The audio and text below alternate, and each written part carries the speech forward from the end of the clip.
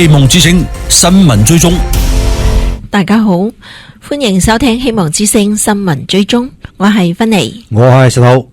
喺呢個節目入邊呢，我哋會從唔同嘅角度去客觀分析大家關注嘅新聞熱點，追蹤事件嘅來龍去脈，同時亦都歡迎大家發訊息到我哋嘅平台，反饋你嘅意見，講講你關心嘅話題。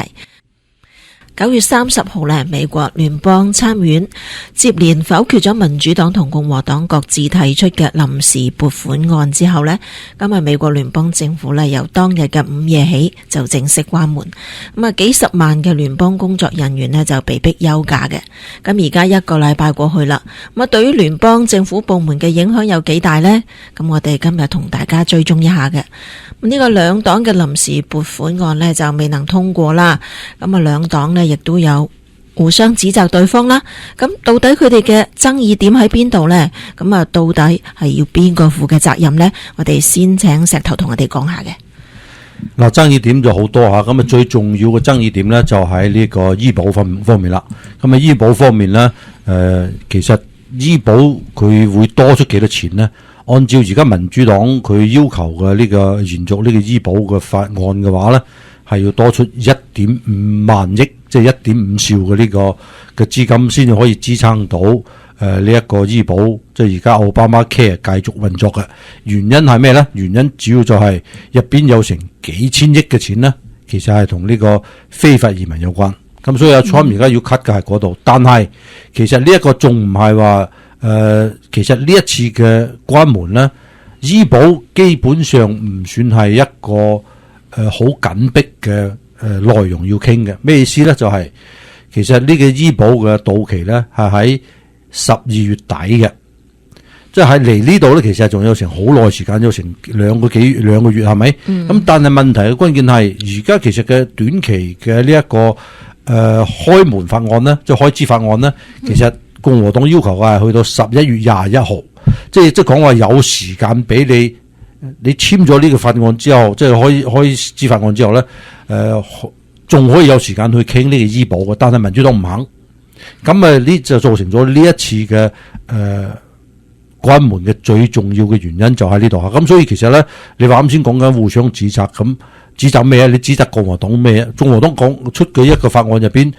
佢係完全冇任何考慮嘅，就係講緊話我哋要撥一筆錢出嚟俾政府正常運作到11月21號，要傾嗰啲包括醫保在內咧，就撥咗款之後，門繼續開，即係繼續運作緊嘅時候咧，我哋坐得嚟傾，就係咁嘅簡單。但係咧，民主黨認為咧，如果而家係奉行咗呢一個開支法案嘅話咧，咁佢哋就冇條件咧再去傾呢個醫保啦，就大概咁嘅意思啦。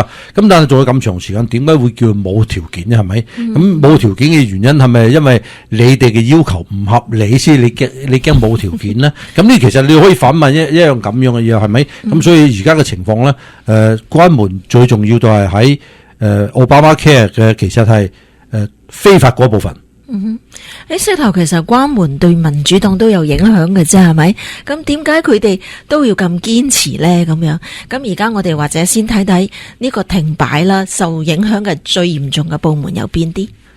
嗱，最嚴重嘅部門咧，其實咧唔係好多吓，但係咧其實好多部分咧都係同福利有關啦。咁譬如亦都同呢個公園管理啊。譬如我哋呢個 Brando 冇得表演啊，而家航空航天或者係航空啦吓，咁呢個管制方面咧，因為佢屬於聯邦嘅，咁佢亦都可能會出現問題啊，或者係航班嘅延誤啊，咁大家啱先聽新聞應該都聽到咗一啲航班嘅延誤啦吓，因為佢人手緊張，佢當然會係呢個相對嚟講要調分呢個人手要足佢先可以做啦，咁所以而家嘅情況咧就係一個星期過咗去啦，咁而家睇到嘅情況咧就係要慢慢有一啲方面咧就真係要關噶啦，即係有一啲方面之前咧有一個星期一兩個星期咧，佢哋之前仲有啲錢仲喺度運作緊，咁所以咧佢哋就慢慢將嗰啲文職人員退出嚟，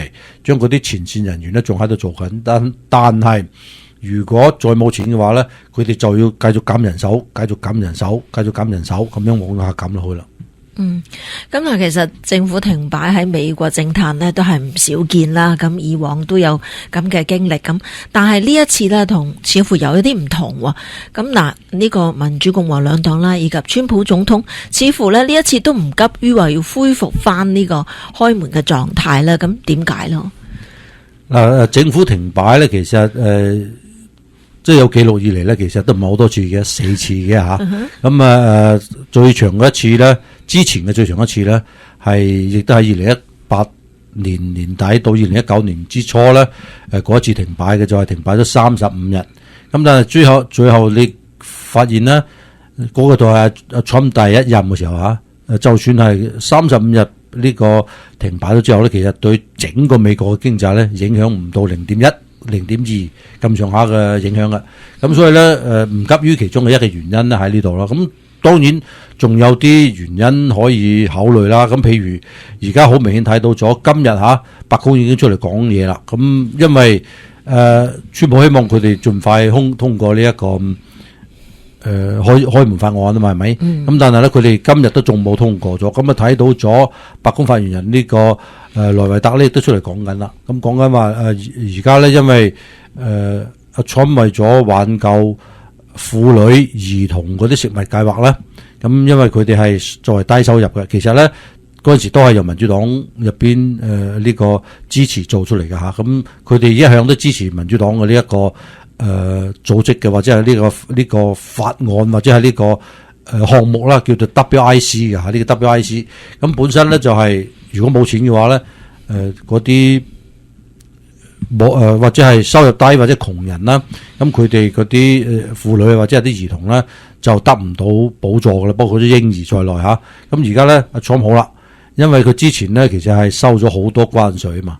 咁佢而家講話我而家攞關稅嚟頂住先，咁所以呢就一下子咧，佢哋呢個項目啦嘅總言之食物補助喺貧困嘅母親同埋佢哋嘅嬰兒嗰一 part 咧係冇問題嘅吓，係繼續，因為已經揾到咗解決方案，就係用咗呢一個關稅，而家收入咗呢個關稅，因為而家收入呢個關稅嘅話咧。雖然係用喺呢個政府入邊可以同時用，但係喺初期係冇用到嘅吓，收翻嚟。咁而家咧可以用啦，咁政府咧隨時可以用呢一筆錢。咁而家咧就嚟解呢個燃眉之急咯。咁民主黨咪少咗啲籌碼啦。而家其實咧拖得越耐嘅話咧，我相信啦吓，呢個民主黨咧佢其實係嘅籌碼係越嚟越少或者越嚟越緊張嘅。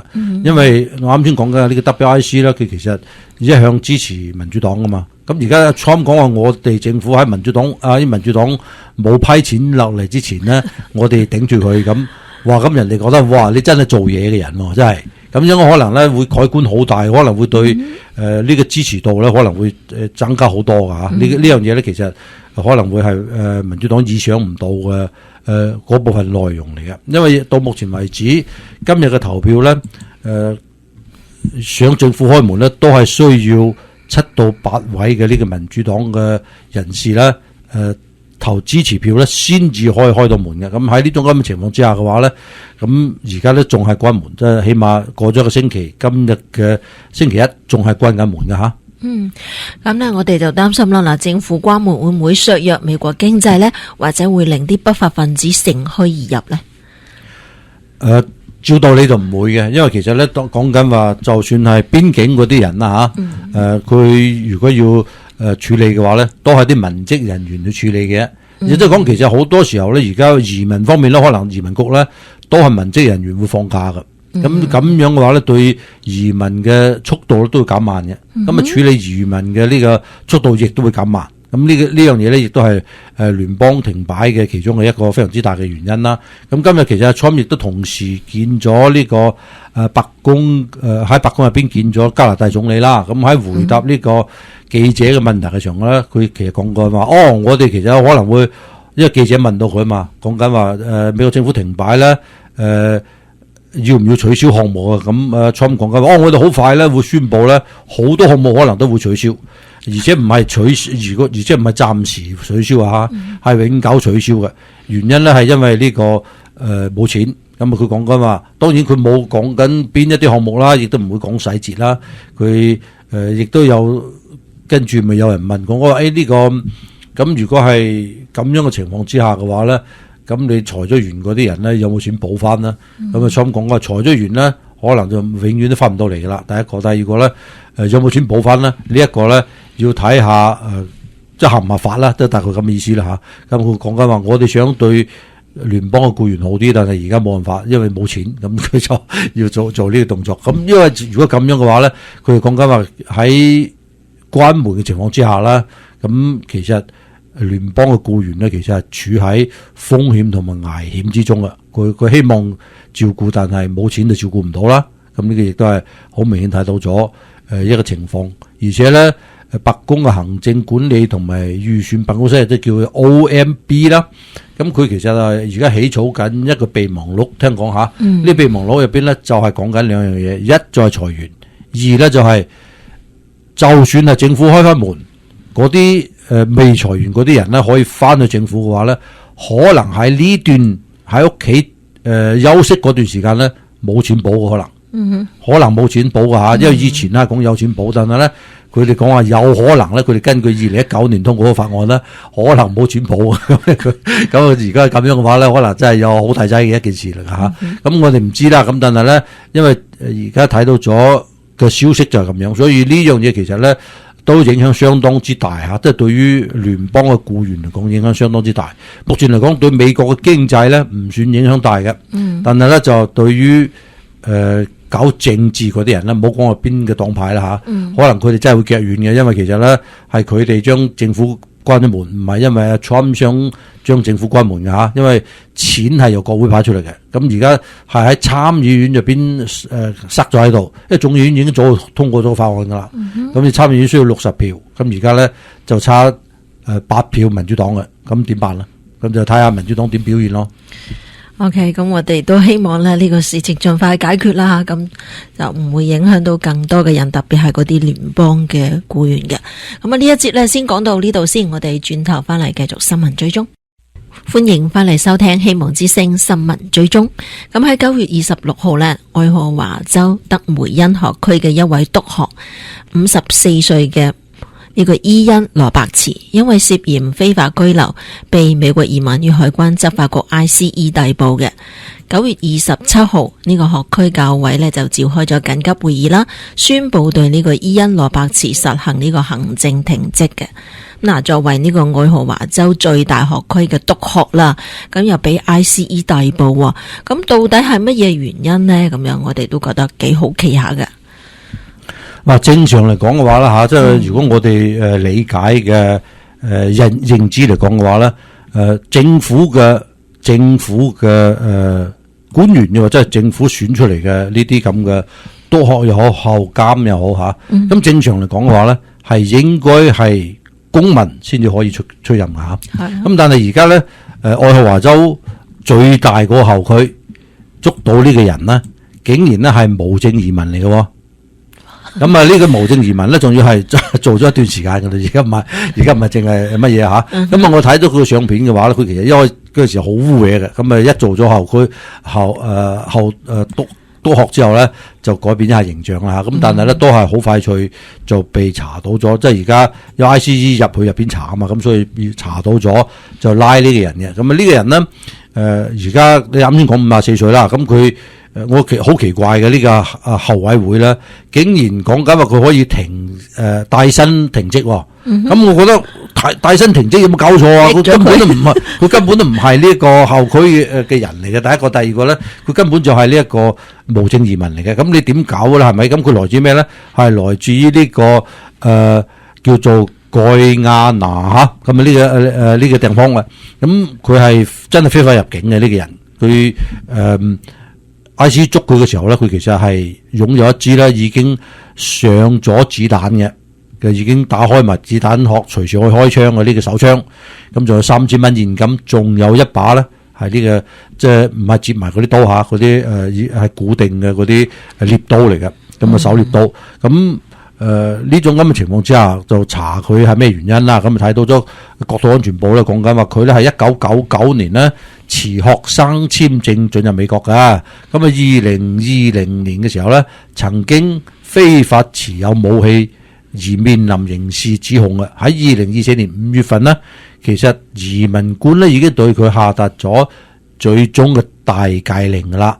佢根本上係冇工作許可嘅，咁冇工作許可之下，竟然可以做埋督學，咁啊真係奇怪啦！咁咩學歷嚟嘅咧？真係我哋真係拗晒頭，咁真係愛荷華州嗰邊其實愛荷華州我覺得都幾接近呢個紅州嚟噶，佢都好多地方都係紅色噶。咁點解會搞成咁樣咧？咁真係唔知吓。咁因為當日26號你講緊捉佢嘅時候咧，警察其實係已經知道佢噶啦。咁直接截停咗佢 ICE， 咁截停咗佢之後咧，就問佢身份，佢一向呢個 ICE 確認身份之後咧，馬上就逃走。咁所以咧後嚟先至被拉咗下，咁走咗之後仲揾唔到佢一開始，咁連車都掟埋，咁然後咧後嚟先至喺追蹤嘅情況之下先捉到佢嘅。咁嗱呢個人知道咗佢自己本身係犯罪罪犯嚟㗎吓，咁呢樣嘢就好奇怪啦。咁如果呢啲學校入邊俾呢啲做督學嘅話咧，咁啲學生都唔使學嘢㗎咯。喺石頭嗱事件啊，令我哋震驚之餘啦，咁其實反映乜嘢？即係而家美國面臨嗰個問題咧。美國面臨嘅問題咪就係呢個不分青紅皂白啦。咁近期其實咧，大家如果有去睇新聞嘅話咧，仲有一個州下叫明尼蘇達州。咁最開名嘅明尼蘇達州係咩咧？有兩件事，一件事咧弗洛伊德事件啦。係。咁嗰陣時喺2020年嗰陣時搞到呢個咁大件事，搞到咗成個美國都亂晒龍啦。第二件事咧就係明尼蘇達州嘅現任嘅州長。就係當時同阿 Trump 競選總統嘅時候咧，佢係民主黨嘅副總統候選人啦。咁呢兩件事都好大件嚇，咁佢就係親中共嘅原來係咁但係而家睇到咗明尼蘇達州出咗咩問題咧？原嚟呢個警察入去查嘅時候咧，本身就諗住明尼蘇達州聽講，即係佢哋聽講啦，就話佢哋喺結婚移民嘅時候咧，可能會有啲問題，咁佢哋要去查一查。咁原來一查咩原因咩情況咧，成條線啊俾佢哋查出嚟，非常之嚴重呢條線。呢條線嚴重到咧係可以有一個人咧喺3個唔同國家註冊成有家庭可以移民都得嘅。嚟美國嘅一個人啦吓，咁呢個咧仲要係佢哋嘅路線係非常之清楚，而且你而家查到咗，佢哋完全係用呢一啲空殼公司咧嚟註冊嚟做呢啲咁嘅所謂嘅移民噶，所以呢度咧係導致咗相當之大嘅影響嘅呢一方面嘅。咁而家明尼蘇達州係咁樣，咁今日亦都睇到咗另外一個消息咧，就係講緊，因為近期 ICE 咪話俾人拉嘅，俾人唔係俾人拉，俾人針對嘅。咁而家咧都睇到情況咧都係幾頻繁同複雜噶吓。咁而家呢個美國國土安全部嘅公共事務助理部長崔西亞麥克勞林呢，近日喺呢個 Newsmax 節目訪談入邊話呢，全美各地嘅反 ICE 示威活動呢已經唔再係單純嘅自發性集會啦。咁呢啲抗議嘅活動呢，亦都日益組織化，咁亦都有人專程係坐車前嚟啦。咁佢哋仲係職業抗議者。嗱，石頭既然係職業人士啦，咁邊個提供資金呢？咁可能我哋都會去思考。係啊，你講得呢個咧，其實咧當然你大家可能講係咪估緊啊？咁 ICE 講過嘅嘢出嚟嘅話咧，佢一定有根據嘅。咁佢而家講緊嘅咧就講緊話嗰啲 Antifa 咧，前段時間Trump 將佢哋呢個定為咗國內嘅恐怖分子嘅，咁恐怖組織啦，可以咁講啦吓。咁咧就要清除佢哋。咁而家咧ICE 進入咗芝加哥同埋呢個 Portland 吓，咁呢兩個地方咧，其實係遇到咗一啲阻力嘅。咁阻力嘅咧，其中嘅一部分咧就係 ICE 因為佢哋進入去芝加哥嘅時候咧 ，Antifa 出嚟外邊抗議。咁呢啲抗議咧唔係自發性嘅，係完全有組織有紀律嘅，仲要喺 N 啲地方咧唔同嘅地方咧用巴士車啲人嚟做抗議嘅吓，而且咧係非常之有目的。佢挑釁呢啲 ICE 嘅最重要嘅一樣嘢咧，就係而家查到咗咧，ICE 已經係懸紅啊，喺暗網上邊懸紅咧，要對 ICE 嘅呢一個嗰啲特工啦 ，Antifa 要對 ICE 嗰啲特工啦，要進行呢個刺殺嘅。咁啊懸紅咧就講緊打傷咗一個人幾錢，打死一個人幾錢嘅。咁呢個咧係相當之恐怖嘅一件事嚟嘅，所以咧而家 ICE 講緊話要去追蹤呢個錢嘅來源嚇，咁呢個亦都係好重要嘅一點嚟嘅。而今日咧亦都睇到咗另外一個消息，咁呢個消息咧就係今日喺芝加哥聯邦特工咧就逮捕咗一個被稱為咗叫做拉丁王嘅呢個黑幫頭目，咁發現佢咧亦都喺落咗指令啊，佢係一個頭目嚟，咁啊指令咧就懸紅話有目的咁對喺伊利諾伊州即係芝加哥入邊嘅呢個地方咧進行對呢啲聯邦官員嘅追殺。咁咧，而家已經拉咗呢個人㗎啦嚇，咁所以咧呢一啲亦都係睇到咗而家喺美國呢啲執法行動入邊，因為芝加哥事實上太亂啦，非常之亂嚇。咁啊呢種咁嘅情況之下嘅話咧，而家聯邦有個執法嘅話咧，佢哋就垂死掙扎咯。石頭講到，如果係真係啲幕後金主啦，即係會唔會係國內嘅或者係國外嘅情況？當然有啦，因為之前咧阿 Trump 都一直講緊譬如索羅斯啦。咁譬如而家喺中國大陸仲喺度同中共打龍通嘅一個富豪啦。咁上一次喺洛杉磯嘅呢個對住呢啲 ICE 嘅或者係國民警衛隊去挑釁嘅時候咧，就查到咗呢個富豪有可能係資助一啲錢啦。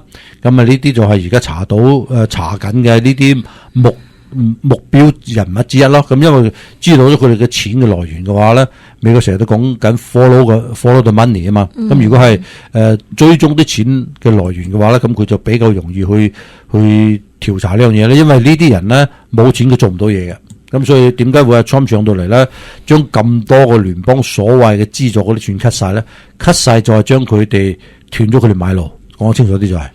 咁唔知佢哋呢啲人士即係話呢啲幕後主使者佢嘅目的係乜嘢咧？嗬，佢嘅目的咪就係搗毀美國咯。哇！就係將，因為美國係而家喺全球嘅民主國家入邊，可以講係唯一一個燈塔嚟噶啦。其他國家已經基本上都唔得噶啦。你好似咩德國、法國啊、英國啊呢啲，你睇下而家佢哋國家亂到。你唔好以為美國亂，美國其實係局部嘅，你睇到亂嘅嚇，其實整美國唔係亂嘅，只不過咧就係因為而家完全被控制住嘅嚇，可以咁講。咁其他嗰啲國家，啱先我講嗰幾個國家咧，其實佢哋亂到啊，你真係睇到你驚啊！咁呢個其實咧係佢哋想將美國打低嘅話，咪成個民主國家冧咗咯。OK， 咁呢個話題咧，我哋先講到呢度先。歡迎翻嚟繼續收聽希望之聲新聞追蹤。喺上個禮拜呢，我哋講咗一個部分海外華人呢喺11國商日呢做咗啲乜嘢啦。咁今日呢，我哋講下喺中國大陸民眾嘅情況嘅。咁喺10月1號呢，中共呢就照例喺北京舉行咗招待會啦。咁啊，北京嘅情況呢睇到係戒備森嚴嘅，敏感嘅區域長安街呢就被封閉啦。有市民反饋話呢，長安街就如臨大敵啊，5步一崗，10步一哨。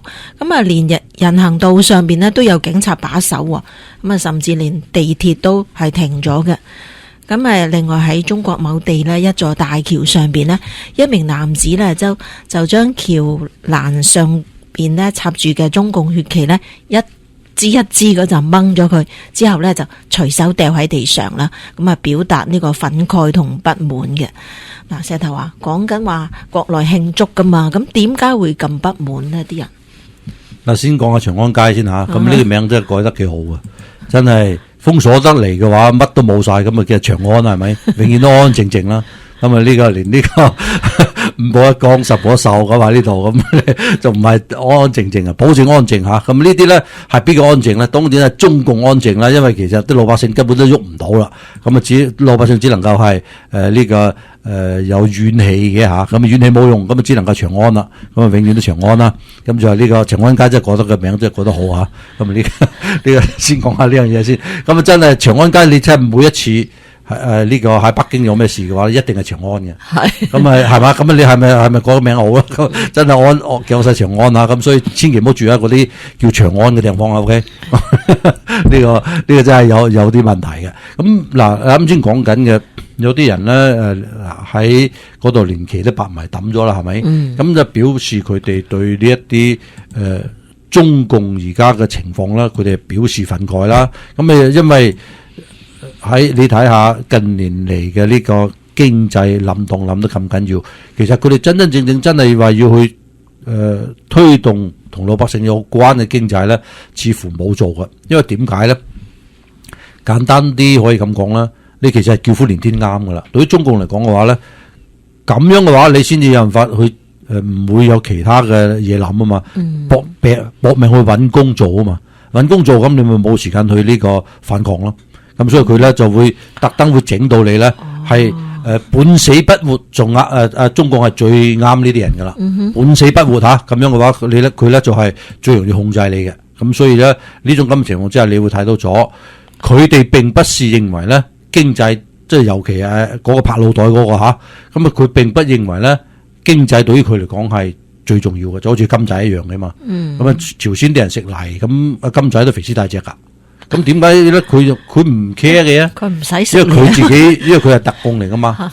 所以佢係冇乜太大感受啊。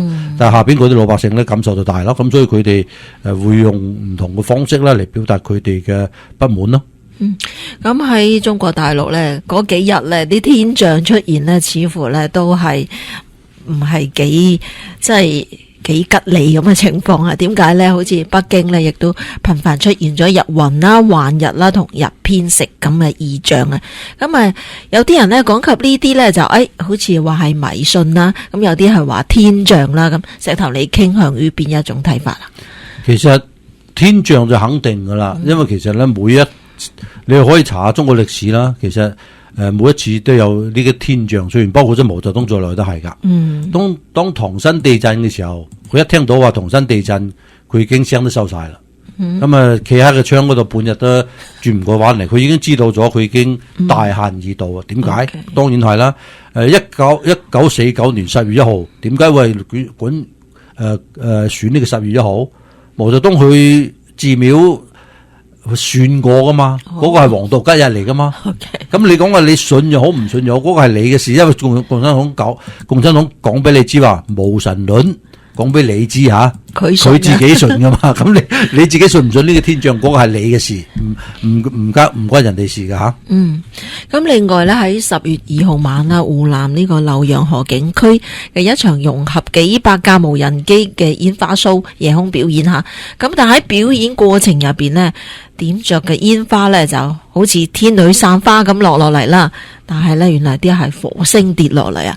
咁將附近嘅山林咧就引着咗嘅。咁影片入邊呢，我哋都聽到民眾喺度驚叫啦，以及亦都傳出話有幾多人死傷啊咁樣。咁但係咧喺報道入邊呢，我哋從來冇睇到有提及話傷亡嘅數字噶。咁有人呢就質疑咧呢個煙花 show 表演啦，點解要揀喺呢個樹林嘅上空？咁連呢啲常識都冇。通常我哋好似呢邊啦，即係啲煙花表演都係海上邊噶嘛，係咪？咁所以呢個咧都係幾奇怪嘅情況。咁亦都有影片博主講到話咧，原來咧愛國愛黨要付出代價嘅咁，因為去睇嘅人呢都係梗係當然喺佢哋心目中係去慶祝啦、睇熱鬧啦，係咪？咁石頭你又點理解咧？嗱，你啱先講常識，我先講常識先吓。